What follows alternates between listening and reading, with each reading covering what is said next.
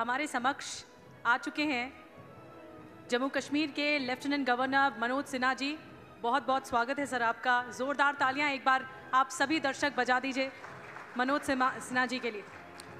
बिल्कुल, तो टीवी 9 भारतवर्ष सत्ता सम्मेलन में अब बारी है देश के सबसे गंभीर मुद्दे की, जम्मू और कश्मीर की। पिछले 35 साल में कौन सोच सकता था कि लाल चौक पर हमारा तिरंगा शान से लहराएगा। आज वो तिरंगा लाल चौक की पहचान बन चुका है। नौजवानों के हाथ में पत्थर नहीं, किताबें। अब कश्मीर में कर्फ्यू नहीं लगता, जन्माष्टमी की झांकी और मुहर्रम के जुलूस एक साथ निकलते हैं। डल झील से सिनेमा हॉल तक भीड़ नजर आती है, पर्यटक नजर आते हैं। कश्मीर अब जन्नत की राह पर, ऐसा लगता है निधि, वापस लौट रहा है। जी हाँ, कश्मीर बदल रहा है। कश्मीर की इस नई कहानी के एक बड़े किरदार आज इस मंच पर आ रहे हैं। पहले एक झलक देख लेते हैं कश्मीर की इस नई कहानी की। कश्मीर में सुरक्षा की पहरेदारी जरूर है, मगर कश्मीरियों पर अब कोई पहरा नहीं है। लाल चौक पर शान से तिरंगा फहराया जा रहा है। 26 जनवरी के दिन आम कश्मीरी वादियों में बेखौफ घूम रहा है। डल झील के शिकारे बाहें फैलाए पर्यटकों का स्वागत कर रहे हैं। कश्मीर अब जन्नत की राह पर फिर लौट रहा है और कश्मीर की इस नई कहानी की धुरी में है जम्मू कश्मीर के उपराज्यपाल मनोज सिन्हा।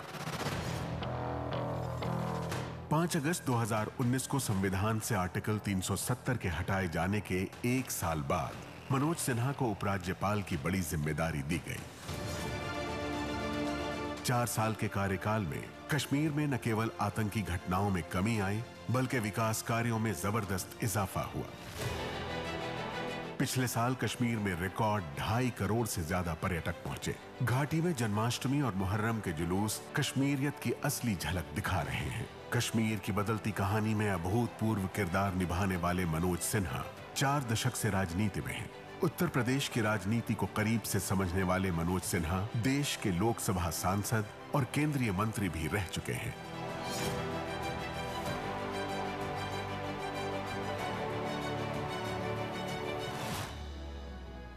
तो तालियों की गड़गड़ाहट से इसका स्वागत होना चाहिए। कश्मीर की ये खूबसूरत तस्वीरें किसी अच्छी नहीं लगेंगी। जम्मू और कश्मीर के उपराज्यपाल मनोज सिन्हा हमारे साथ इस वक्त मौजूद है। बहुत बहुत स्वागत है मनोज सिन्हा जी आपका। और मैं चाहूंगा कि आप मंच पर आएं और मनोज सिन्हा से बातचीत करेंगे मेरे सहयोगी Gaurav Agarwal. Gaurav, over to you.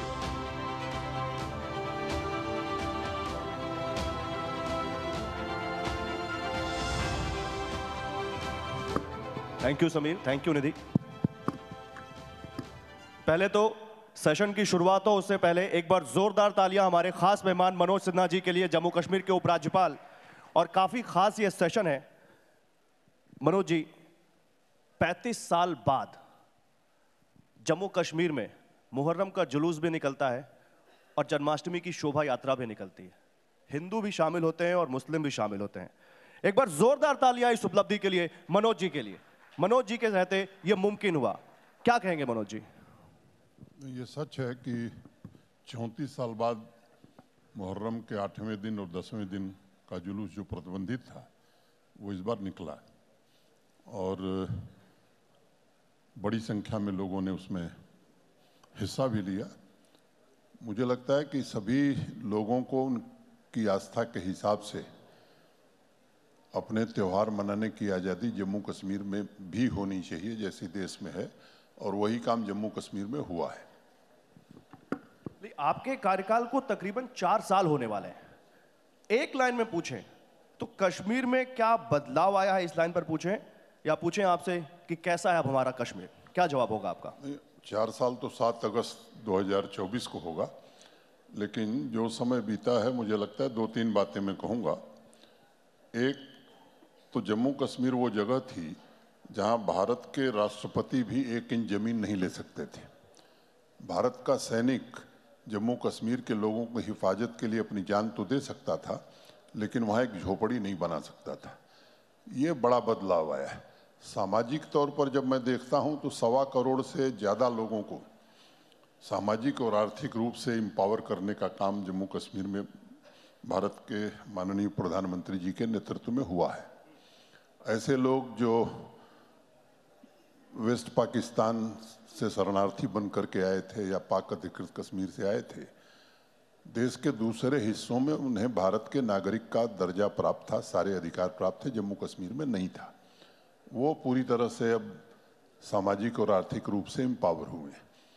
दूसरी बात, वहाँ की जो नारी शक्ति थी, खासतौर से हमारी बहनें थीं, वो जम्मू कश्मीर की कोई लड़की अगर दूसरे से शादी करती थी तो मुझे लगता है वो सारे अधिकार खो देती थी। तो एक 50% आबादी को एम्पावर किया। कश्मीरी माइग्रेंट, जिसमें विशेष रूप से कश्मीरी पंडित हैं, मुझे लगता है कि लंबे समय से आतंकवाद का दंश झेला था, आज वो भी खुद को ताकतवर महसूस करते हैं। समाज का एक बड़ा वर्ग, जिसे हम अति पिछड़ा वर्ग करते हैं, अदर बैकवर्ड क्लासेस कहते हैं, देश के दूसरे हिस्से में भारत के संविधान के अनुरूप उन्हें आरक्षण की व्यवस्था थी, नौकरियों में, पंचायत और यूएलबीज के चुनाव में, शिक्षा में। वो जम्मू कश्मीर में नहीं था, वो भी उन्हें प्राप्त हुआ है। मैं कहूँ कि गुजर, बकरवाल, गद्दी, सिप्पी, सीना, ये जो आदिवासी थे, पूरे देश में फॉरेस्ट राइट एक्ट पार्लियामेंट के कानून के बाद लागू हो गया था। जम्मू कश्मीर में अभी जाकर के हमें लागू करना पड़ा। एक बड़ा समुदाय था पहाड़ी भाइयों का, जिनकी लंबे समय से मांग थी आरक्षण की। अभी देश की संसद ने उन्हें भी आरक्षण दिया है, और इस बात का ध्यान रखते हुए दिया है कि पहले से जो गुजर, बकरवाल, गद्दी, सिप्पी, सीना लोग थे, इनके आरक्षण को बिना छेड़े हुए पहाड़ी समुदाय के 14 लाख लोगों को आरक्षण देने का काम किया। तो ये तो सामाजिक रूप से मैंने बतलाया। दूसरी बात अगर मैं कहूँ तो आर्थिक रूप से जम्मू कश्मीर में गतिविधियां बढ़ी हैं। अभी आपने दिखाया जी कि 2.5 करोड़ वो नहीं है, 2 करोड़ 12 लाख लोग पिछले साल आए थे। उसके एक साल पहले 1 करोड़ 88 लाख लोग आए थे एज ए टूरिस्ट, और फॉरेन टूरिस्ट का इन्फ्लक्स 2.5 गुना बढ़ा है G20 के आयोजन के बाद। आर्थिक मोर्चे पर भी कोविड के दौरान भी हमारी जीडीपी की ग्रोथ जो है वो पॉजिटिव थी। टैक्स रेवेन्यू की अगर मैं बात करता हूं तो देश का जो नेशनल एवरेज है उससे बेहतर जम्मू कश्मीर परफॉर्म कर रहा है। इंफ्रास्ट्रक्चर की अगर मैं बात करूं तो आज 1.5 लाख करोड़ रुपए के हाईवे और टनल के प्रोजेक्ट चल रहे हैं। प्रोजेक्ट पूरी करने की रफ्तार हमारी 10 गुनी बढ़ गई है। क्या बात? मुझे याद है 18-19 में जहां 9,229 प्रोजेक्ट पूरी होती थी, पिछले साल हमने 92,500 प्रोजेक्ट पूरा किया, और इस साल 1 लाख से ज़्यादा प्रोजेक्ट हम पूरा करेंगे। ट्रांसपेरेंसी की अगर मैं बात करूं तो जब मैं गया था तो ई सर्विसेज के नाम पर 40 सर्विसेज थी। आज हम देश में नंबर 1 हैं, 1100 से ज़्यादा ऑनलाइन सर्विसेज हम लोगों को दे रहे हैं। और पब्लिक सर्विस गारंटी एक्ट की अधिकांश सर्विसेज को हमने ऑटो एस्केलेशन मोड में कर दिया। ठीक है। इसका मतलब ये हुआ कि पब्लिक सर्विस गारंटी एक्ट में अगर समय सीमा है 15 दिन की, 15 दिन में अगर आम आदमी को वो सर्विस नहीं मिली तो 16वें दिन एस्केलेट होकर के वो हायर ऑफिसर के पास चला जाएगा, तो उस ऑफिसर पर फाइनेंशियल पेनाल्टी भी लगेगी और एडमिनिस्ट्रेटिव एक्शन भी हो सकता है। 889 लोगों पर फाइनेंशियल पेनाल्टी लग चुकी है। 2-3 बातें और कहूंगा, थोड़ा समय दीजिए। Please please. भूमि कानून वहां का बड़ा ही रिग्रेसिव था। मैंने हमारे यहाँ कई लोग ये मानते हैं कि अगर महाभारत काल में भी डिजिटाइजेशन हो गया होता तो शायद 5 गांव का ही मसला था, भगवान कृष्ण ने वो मसला सुलझा दिया होता, महाभारत न हुआ होता। हमारे यहाँ जो पटवारी थे वो कलेक्टर से ज़्यादा ताकतवर थे, और 250 के आसपास लोग थे जो लैंड रिकॉर्ड देखना जानते थे, पढ़ना जानते थे। वो पूरी तरह से डिजिटाइज करके हिंदी, अंग्रेजी और उर्दू 3 भाषाओं में लैंड रिकॉर्ड सबको उपलब्ध करा दिया गया है, और वो सब कुछ ऑनलाइन उपलब्ध है। तीसरी बात मैं कह सकता हूं कि holistic agriculture development plan, tourism, industry, ये ऐसे सेक्टर हैं जिसमें जम्मू कश्मीर प्रशासन का बड़ा फोकस रहा है। जो होलिस्टिक एग्रीकल्चर डेवलपमेंट प्लान हमने बनाया है, आज हम किसानों की आमदनी के मामले में देश में 5वें नंबर पर हैं। ये पिछले 3 सालों में 11वें स्थान से 5वें पर पहुंचे हैं। और आज मैं आपके मंच से देश को कहना चाहता हूं कि HADP के इम्प्लीमेंटेशन के बाद पंजाब, हरियाणा को हम पीछे छोड़ेंगे, हम देश में नंबर 1 होंगे। इस तरह का प्लान हमने बनाया है। टूरिज्म की बात मैंने आपको बता दी है। तीसरा, इंडस्ट्रियल डेवलपमेंट। वहाँ प्राइवेट इन्वेस्टमेंट आज़ादी से लेकर के 2021 तक कुल मोटे तौर पर 13-14 हजार करोड़ आया था। आज 90,000 करोड़ के प्रस्ताव हमारे पास हैं। 15,000 करोड़ के प्रस्तावों का काम जमीन पर चल रहा है और मैं आश्वस्त करना चाहता हूं कि जो प्रस्ताव आए हैं उन्हें सही में अमली जामा पहनाने में हमें सफलता मिलेगी। एक बात आप दिखा रहे थे, अब पत्थरबाजी इतिहास की घटना हो गई है। झेलम के किनारे रात को 12 बजे भी नौजवान गिटार बजाते हुए आपको मिल जाएंगे। अगर मैं अर्बन ट्रांसफॉर्मेशन की बात करूं तो पेडेस्ट्रियन मार्केट यूरोप के बाद मुझे लगता है कि दिल्ली से बेहतर श्रीनगर में आपको दिखाई पड़ेगी। अर्बन ट्रांसफॉर्मेशन के मामले में भी जम्मू कश्मीर ने ऊंची छलांग लगाई है।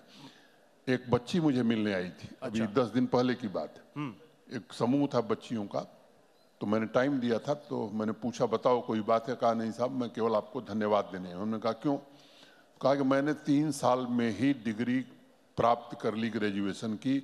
मेरा भाई 7 साल में ग्रेजुएट हुआ था, क्योंकि पाकिस्तान के इशारे पर 120 दिन बंद काल होती थी, स्कूल, कॉलेज, यूनिवर्सिटी, बिजनेस सब कुछ ठप रहता था। वो भी अब इतिहास की घटना हो गई। तो अब पड़ोसी बंद काल नहीं देता, अब जम्मू कश्मीर प्रशासन कैलेंडर जारी करता है कि ये पढ़ाई का कैलेंडर है, ये त्योहारों का कैलेंडर है। मतलब आपने ठान लिया कि काया पलट कर रख देंगे कश्मीर की। लेकिन मनोज जी, कुछ लोग कहते हैं कि कश्मीर में शांति नहीं आई है। वो कहते हैं कि घाटी के नौजवान बस शांत बैठे हैं क्योंकि वहां सुरक्षा बलों का पहरा बहुत है, जेल जाने का डर है, मुकदमों का डर है। आप कह रहे हैं कि कश्मीर का नौजवान अब 3 साल में डिग्री हासिल करता है। मैं 2 बात कहना चाहता हूं। देश के लोकतंत्र ने आजादी दी हुई है लोगों को कुछ भी कहने की। कई पैमाने, एक हिंसक घटनाएं कितनी हुई, दूसरी सामान्य नागरिक कितने मारे गए, और तीसरी सुरक्षा बल कितने मारे गए। अगर आप तुलना करेंगे पिछले 4 वर्षों की, उसके पहले की 4 वर्षों की, तो मोटे तौर पर 75% से ज्यादा कमी आई है। दूसरी बात, चाहे वो तिरंगा यात्रा हो, मेरी माटी मेरा देश का कार्यक्रम हो, पुलवामा और सोपैया की चर्चा दूसरे कारणों से होती थी। अब वहाँ 8,000 10,000 नौजवान भारत का तिरंगा लेकर भारत माता की जय के नारे लगा रहा है। ये परिवर्तन कुछ लोगों को समझ में नहीं आता है। फोर्सेस का डिप्लॉयमेंट, सीआरपीएफ, आर्मी, वो अगर आप देखेंगे तो पहले की तुलना में काफी कम हो गया। ये ऐसे संकेत है। अब शाम होता था तो लोग इंतजार करते थे कि जल्दी घर चलें। अब आप जाइए, मैं आपको दावत देता हूं, जाके श्रीनगर देखिए, नाइट लाइफ का आनंद लेते हुए वहां के नौजवान दिखाई पड़ेंगे। क्या बात है मनोज जी, क्योंकि आपसे बात हो रही है तो धारा 370 की बात ना हो ये नामुमकिन है। आपको 370 हटाने जाने के बाद कश्मीर की जिम्मेदारी दी गई। मैं सीधा पूछता हूं, जब आप वहां पर पहुंचे आपको क्या चुनौतियां वहां दिखाई पड़ी और कितना बड़ा आपको वहां चैलेंज दिखा जिसको आपको लगा कि यार इससे लड़ना सबसे मुश्किल है? 370 5 अगस्त 2019 को समाप्त, मैं 1 साल बाद गया था जी। जब मैं पहुंचा था तो मुझे लगा था कि सामान्य रूप से कोई भी परिवर्तन वहां की सामान्य जनता स्वीकार कर ले तब परिवर्तन का अर्थ होता है। उसके लिए मैंने प्रयत्न किया और मैं कह सकता हूं कि भारत के प्रधानमंत्री जी, देश के गृह मंत्री जी और उनकी नीतियों के कारण ये संभव हो पाया। क्योंकि अब जो दिल्ली में सरकार है वो शांति खरीदने में विश्वास नहीं रखती है। पहले शांति खरीदी जाती थी। अब जो दिल्ली की सरकार है या जम्मू कश्मीर का जो प्रशासन है वो अस्थायी रूप से शांति स्थापित करने में भरोसा रखता है और वही काम हम कर रहे हैं। शांति खरीदी जाती थी मतलब? शांति खरीदी जाती थी मतलब जो लोग शांति में बाधक थे उनसे बातचीत की जाती थी। ऐसे लोग जिनको जेल में होना चाहिए था उनको सरकारी हवाई जहाज से श्रीनगर से बुला करके दिल्ली में बातचीत की जाती थी। यही शांति खरीदी जाती थी। जाने के बाद मैंने 54 ऐसे लोगों को सरकारी नौकरियों से बाहर किया है जिनका कहीं न कहीं सीधा संबंध आतंकवादी घटनाओं से रहा है। जिस बड़े आतंकवादी का आप नाम जानते हैं उसके परिवार के लोग सरकारी नौकरी में थे। तो मैं समझता हूं कि मेरी बात यहाँ के लोग समझ रहे हैं। आप समझ जरूर रहे हैं लेकिन ना समझ बनने की कोशिश कर रहे हैं। नहीं, हम तो चाहते हैं मनोज जी से आज सब कुछ समझे, कुछ भी ऐसा ना रह जाए जो टीवी 9 के दर्शकों को समझने को रह जाए। आपने अभी पर्यटन की बात की, रोजगार की बात की, कश्मीर के काया पलट की बात की और जाहिर सी बात है वो दिख भी रहा है। पत्थरबाजी कम हुई है, आतंकवाद पर करारी चोट की है, लेकिन एक नई समस्या कश्मीर में दिख नई नहीं है लेकिन इधर में काफी दिखी है, टारगेटेड किलिंग। उसको लेकर हम अभी भी देखें तो एक चिंता का विषय है वो कश्मीर में। देखिए, कश्मीर में एक छोटी घटना होती है तो उसे आप जैसे पत्रकार या देश दूसरे हिसाब से देखता है। नेशनल क्राइम रिकॉर्ड ब्यूरो का जो आंकड़ा है गृह मंत्रालय का, जो मैं समझता हूं कि अधिकृत है, उसमें अगर आप देखेंगे तो जम्मू कश्मीर सबसे नीचे है। हाँ, ये सच है कि कुछ घटनाएं ऐसी हुई हैं और नहीं होनी चाहिए, क्योंकि एक व्यक्ति की भी जान जाती है तो किसी भी संवेदनशील प्रशासन के लिए वो ठीक नहीं है। मैंने इसकी भी कोशिश हम कर रहे हैं और आतंकवादियों के खिलाफ केवल कार्रवाई हो, ये काम हम नहीं कर रहे हैं। पूरे आतंकवाद के इकोसिस्टम को जड़ से समाप्त कर दिया जाए, इस दिशा में प्रयत्न हो रहा है। मैं मानता हूं कि उस स्थिति में भी हम जल्दी आ जाएंगे और जो भी घटनाएं हुई उनमें कोई बचा नहीं है, उनके खिलाफ कड़ी कार्रवाई की गई है और मुझे लगता है कि वो दिन भी देश देखेगा जब इससे भी जम्मू कश्मीर पूरी तरह से मुक्त होगा। तो मनोज जी, आप ये कह रहे हैं कि वो छोटी घटनाएं हैं जो टारगेटेड किलिंग हो रही है, इनको टारगेटेड किलिंग बना के पेश किया जा रहा है? नहीं, मैंने ये नहीं कहा कि वो छोटी घटनाएं। हाँ, मैंने कहा कि कुछ छिटपुट घटनाएं ऐसी हुई हैं, ये सच है, लेकिन उन घटनाओं पर भी हमारी पैनी निगाह, एक एक घटना की पूरी तरह से जांच हुई है और उसके फॉरवर्ड और बैकवर्ड लिंकेजेज तक हम गए हैं। सभी घटनाओं में गिरफ्तारियां हुई हैं। भारत के कानून के मुताबिक जो कार्रवाई है वो कार्रवाई की जा रही है और जो भी सक्रिय तंजीमें आज की स्थिति में उनके टॉप कमांडर जहां होने चाहिए वहीं पहुंच गए। मनोज जी, टारगेटेड किलिंग पर अभी तक हमने देखा था वहां पर बाहर से आए हिंदुओं को निशाना बनाया जा रहा था, लेकिन अब कुछ सिख परिवारों को भी निशाना बनाया जा रहा है। इसके पीछे कोई मॉडस ऑपरेंडी देखते हैं आप? नहीं, मुझे लगता है कि इसको इस तरह से नहीं कहना चाहिए। केवल हिंदू मारे गए हैं या सिख मारे गए ऐसा नहीं है, मुसलमान भी मारे गए। तो उसमें ये भेदभाव उन लोगों ने नहीं किया है, क्योंकि उनको हिंदू सिख मुसलमान से लेना देना नहीं है। ये देश का और दुनिया का ध्यान आकर्षित करने के लिए है कि हमारी भी प्रेजेंस अभी है, हम कुछ कर सकते हैं। मुझे लगता है केवल इसके लिए घटनाएं की जाती। तो कौन है ये लोग टारगेटेड किलिंग वाले? कश्मीर के हैं, बाहर से आए हैं, कौन है ये लोग? स्वाभाविक रूप से हमारे पड़ोसी के इशारे पर जो लोग काम करते हैं वो हैं। इसमें कहीं किसी को भ्रम नहीं होना चाहिए। आप कह रहे हैं कि ये पाकिस्तान स्पॉन्सर्ड है? एकदम, मैं जिम्मेदारी से बात कर रहा हूँ। ठीक है, तो ये बहुत बड़ी बात आप कह रहे हैं, लेकिन अभी एक और नया पैटर्न दिख रहा है मनोज जी। वहां पर घाटी शांत है, लेकिन बॉर्डर के इलाकों में पाकिस्तानी आतंकवादी दाखिल हो रहे हैं। एक नया पैटर्न दिखाई दे रहा है, क्या सच्चाई है और सीमा पार से घुसपैठ कैसे हो रही है? ये नहीं, सीमा पार से घुसपैठ हो इसकी कोशिश बराबर होती रही। आप सबको मालूम है कि युद्ध विराम की स्थिति कई वर्षों से है, लेकिन इसका लाभ उठा करके कई आतंकवादी संगठन पाकिस्तान के किसके इशारे पर आते हैं मुझे लगता है लोग जानते हैं, ये कोशिश करते हैं। टोपोग्राफी बड़ी डिफिकल्ट है। कश्मीर में पहले ज़्यादा दिक्कतें थी, इसलिए हमारा भी फोकस कश्मीर घाटी में था। बीच में इन लोगों ने कोशिश की है रजौरी पुंछ का जो इलाका है उसको थोड़ा डिस्टर्ब किया जाए। बीच में एक दो दुखद घटनाएं हुई जिसमें हमारे आर्मी के कई बहादुर जवान शहादत दिए। वहाँ भी 360 डिग्री सिक्योरिटी अरेंजमेंट आर्मीज हमारे CAPF और जम्मू कश्मीर पुलिस ने किया है और मुझे लगता है कि उसे भी नियंत्रित हम पूरी तरह से कर लेंगे। अच्छा, जब आप बात पाकिस्तान की करते हैं तो कुछ कश्मीर के नेता, मैं नाम लेता हूं, फारूक अब्दुल्ला, कहते हैं कि पाकिस्तान से बातचीत करने की जरूरत है, बातचीत से ही मसला हल हो सकता है और बात नहीं होगी तो कश्मीर का हाल गाजा जैसा हो जाएगा। कौन क्या कहता है इस पर प्रतिक्रिया देने में नहीं आया हूं। मैं भारत सरकार और जम्मू कश्मीर प्रशासन की नीति स्पष्ट करना चाहता हूं कि पाकिस्तान जब तक सुधरेगा नहीं, हम कोई बातचीत पाकिस्तान से नहीं करने वाले। अगर हमको बात करनी होगी तो जम्मू कश्मीर के लोगों से, जम्मू कश्मीर के युवाओं से बात करेंगे और उनके लिए जो भी सुविधा चाहिए वो हम उपलब्ध कराएंगे। तो लगता नहीं कि वो सुधरेंगे, तो क्या फिर बात नहीं होगी? कभी नहीं सुधरेंगे तो कभी नहीं होगी, कभी बात बिल्कुल होगी नहीं। Talk and terror can't go together, आप ये कह रहे हैं? यस, टॉक और टेरर दोनों साथ साथ नहीं चलेंगे। अब बात POK की होने लग गई है आजकल मनोज जी, और POK के बारे में बोलने लग गए हैं अब बहुत सारे बीजेपी के नेता। POK पर क्या आप क्या कहना चाहेंगे? कुछ काम विदेश मंत्रालय के जिम्मे छोड़ देना चाहिए।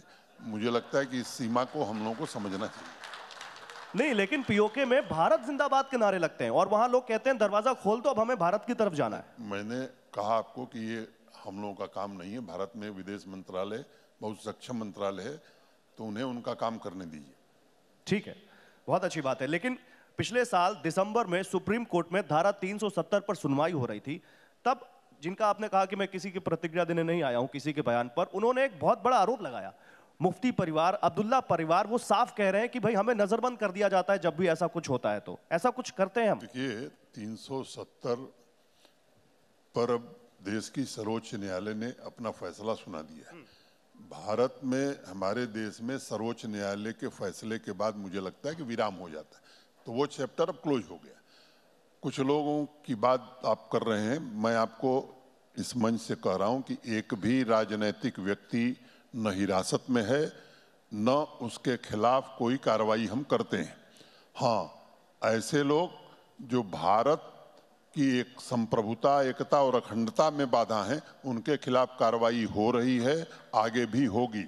लेकिन राजनीतिक गतिविधियों की पूरी आज़ादी और सबको आज़ादी है। क्या क्या बयान लोग देते हैं, मुझे लगता है उन बयानों को मुझे उद्धृत करने की जरूरत नहीं है। अगर आज़ादी नहीं रहती तो इस तरह का बयान देकर के भारत में ही आप रह सकते हैं, दुनिया के दूसरे देश में नहीं रह सकते। मनोज जी, अभी मैंने कुछ दिन पहले एक फोटो देखी, आपने खेलो इंडिया की वहां शुरुआत की, स्नोफॉल हो रहा था और आप उस बर्फबारी में खड़े होकर उसकी शुरुआत कर रहे थे और युवा बड़ा उत्साही था। और मैंने भी एक फीडबैक देखा है आपका कि आपका युवा से कनेक्ट बहुत अच्छा है कश्मीर में।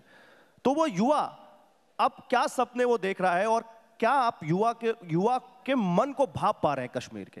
देखिए, जम्मू कश्मीर के युवाओं की आकांक्षा भी भारत के बाकी हिस्से के युवाओं की आकांक्षा से पूरी तरह से मिल गई है।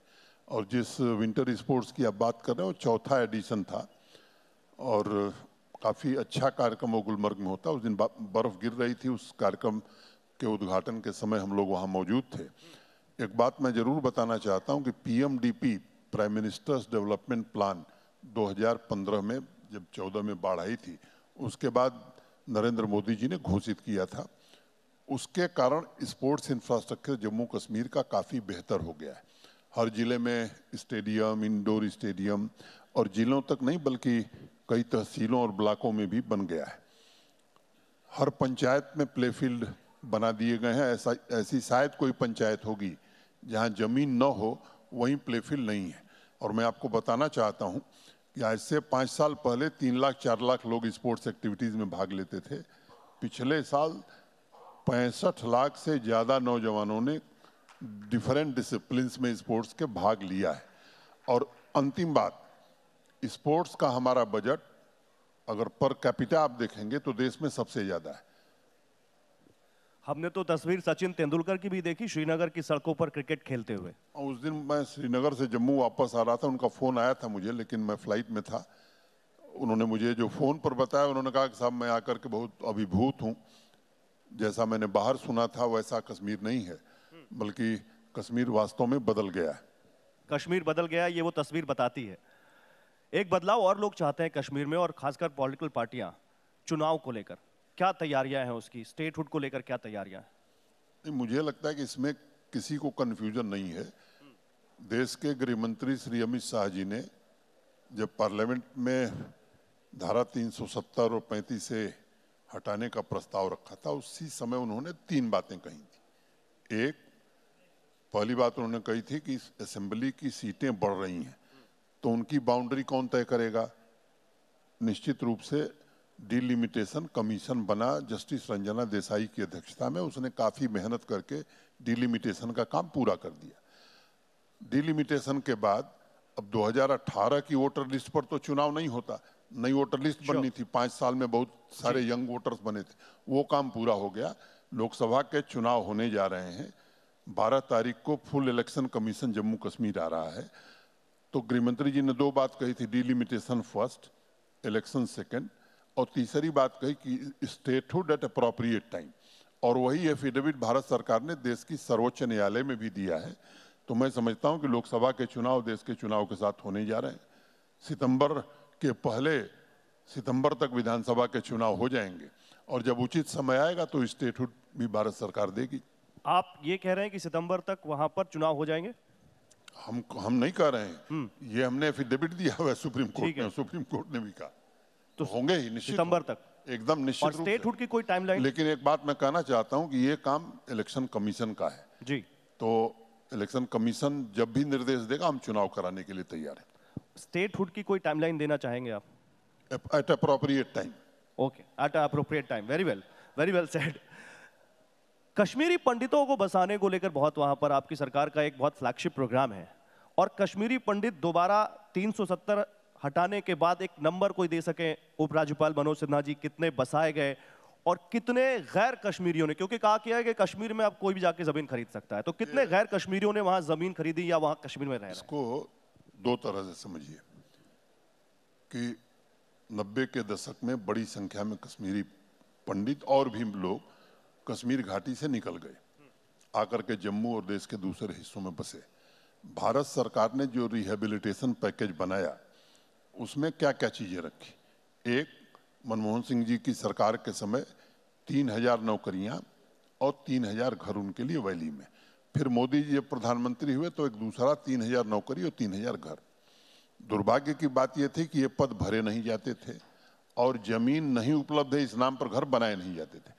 आज मैं ये कहना चाहता हूं कि 6000 के 6000 पद 23 को छोड़ करके सारे भर दिए गए थे। अभी कुछ लोग और अच्छी नौकरी पा गए हैं तो रिजाइन कर दिए। 250 पद रिक्त हैं जिनका विज्ञापन हम 10 दिन में निकालने जा रहे हैं। 6000 घरों के लिए जमीन उपलब्ध करा दी गई, 2500 से ज्यादा घर बन करके तैयार हो गए हैं और मैं कहना चाहता हूं कि अगले साल सारे घर बन जाएं। दूसरी बात, इन जो टारगेटेड किलिंग की बात आप कर रहे थे, एक दो हमारे कश्मीरी पंडित साथी जो सरकारी नौकरी में थे उनकी दुखद और निर्मम हत्या हुई थी, तो उनसे मैं निरंतर संपर्क में हूं। मेरे ऑफिस में एक सेल है जो निरंतर संपर्क रखती है और वैली के हर जिले में भी डीसी ऑफिस में एक सेल है जो इनके साथ संपर्क में रखती है। मैं बहुत जिम्मेदारी से बात कहना चाहता हूं कि कश्मीरी माइग्रेंट, खासतौर से कश्मीरी पंडित पूरी तरह से सुख शांति से हैं और मैं आपसे ये जरूर कहूंगा कि आप आइए, आने वाले दिनों में श्रीनगर और वैली में कश्मीरी पंडित भी दिखेंगे, उनके घर भी दिखेंगे और बाकी लोगों के घर भी दिखेंगे। कितना वक्त, कोई समय सीमा इसकी? देखिए, कुछ चीजें हैं जो टीवी डिबेट की नहीं होती हैं। इसकी समय सीमा खींचना, मैं समझता हूं कि उसको बांधिए मत। ये अनवरत चलने वाली निरंतर प्रक्रिया है, ये प्रारंभ हो गई है और आगे ये चलती रहेगी। एक और बात बहुत उठती है कश्मीर में और आपकी सरकार में उसको लेकर काम भी हुआ है कुछ, मंदिरों का जीर्णोद्धार। कई सारे मंदिर हैं जिनके जीर्णोद्धार की आवाजें उठती हैं, तो आपकी सरकार का या आपका कुछ प्लान है इस पर? नहीं, ये जितनी भी हेरिटेज साइट्स हैं उनके रेस्टोरेशन और प्रिजर्वेशन के लिए 200 करोड़ रुपए हमने रखे थे। ढेर सारे मंदिर, मस्जिद, चर्च, गुरुद्वारे हमने बनाए हैं। स्मार्ट सिटी प्रोजेक्ट में भी कुछ इस तरह के निर्माण हुए हैं और ये काम अनवरत चलता रहेगा। बगल में अभी पड़ोसी जिनकी आप बात कर रहे थे, चुनाव हुए, लेकिन वो चुनाव कैसे हुए सबने देखा और उसके बाद कहा जा रहा है कि वहां पर, क्योंकि लोकतंत्र तो वहां पर है ही नहीं, बैक स्टेट से कैसे वहां पर सरकार चलती है उसके बारे में हम सब जानते हैं। क्या वहां पर अस्थिर सरकार का कोई असर कश्मीर पर पड़ने की संभावना है? मुझे लगता है कि वो कोशिश चाहे जो करें, कोई असर जम्मू कश्मीर पर पड़ने वाला नहीं है। अब जम्मू कश्मीर की आवाम इस बात को जान गई है कि जम्मू कश्मीर का भविष्य भारत के साथ जुड़ा हुआ है। पाकिस्तान ने केवल वहां के युवाओं को गुमराह किया है, बेगुनाह लोगों की जान गई है। इसके अलावा पाकिस्तान ने जम्मू कश्मीर में कुछ नहीं किया है। और उस इलेक्शन प्रोसेस में आतंकवादी जो भारत का सबसे बड़ा मोस्ट वांटेड है, उसके बेटे तक ने इलेक्शन लड़ा, तो उसके बारे में आप कुछ कहना चाहेंगे? नहीं, मुझे कुछ कहने की जरूरत नहीं। यहाँ बहुत सारे जर्नलिस्ट बैठे हैं, बहुत सारे डिफेंस एक्सपर्ट हैं। कई बार हमसे कहते हैं कि डुअल फ्रंट पर कभी भारत को चुनौती झेलनी पड़ सकती है। पाकिस्तान की तो आप बात कर रहे हैं, लेकिन चीन उसके साथ भारत के खिलाफ साजिशें रचने की कोशिशें करता है, तो हम उसके लिए कितना तैयार हैं मनोज जी? मुझे लगता है कि मैंने आपको पहले भी कहा, कुछ काम भारत के विदेश मंत्रालय का है, तो विदेश मंत्रालय इसीलिए बना है। आप अनावश्यक मुझे वहीं घसीट ले रहे हैं, मैं जाऊंगा नहीं। अच्छा, मैं अपनी सीमा और मर्यादा जानता हूँ। बहुत अच्छी बात है। मनोज जी, गाजीपुर की याद आती है आपको? याद तो आती होगी। नहीं, स्वाभाविक रूप से आएगी। मेरा जन्म स्थान है, मेरी कर्म भूमि रही है और एकदम आती है। मैं निरंतर वहाँ के लोगों के संपर्क में भी हूँ। और गाजीपुर की राजनीति की? नहीं, राजनीति से मैं 7 अगस्त 2020 से दूर हूँ।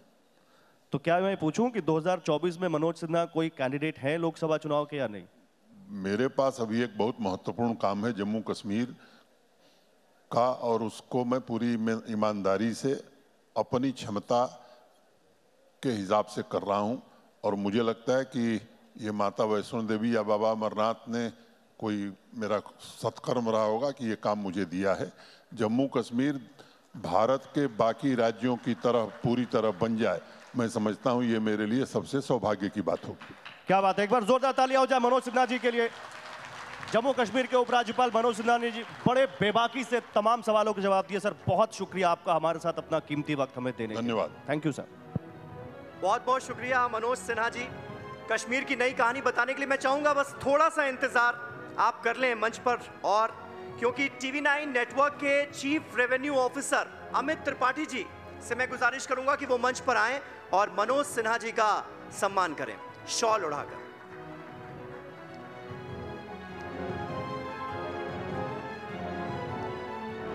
तो तालियों की गड़गड़ाहट के साथ एक बार फिर स्वागत मनोज सिन्हा जी का, जिन्होंने नए कश्मीर की कहानी आज दिल खोलकर हमारे सामने रखी। कश्मीर की तरक्की की नई कहानी वहां की सड़कों पर दिखती है, नए रेलवे ट्रैक्स दिखते हैं, नए रास्तों से विकास अब सिर्फ कश्मीर नहीं पूरे देश को नजर आ रहा है।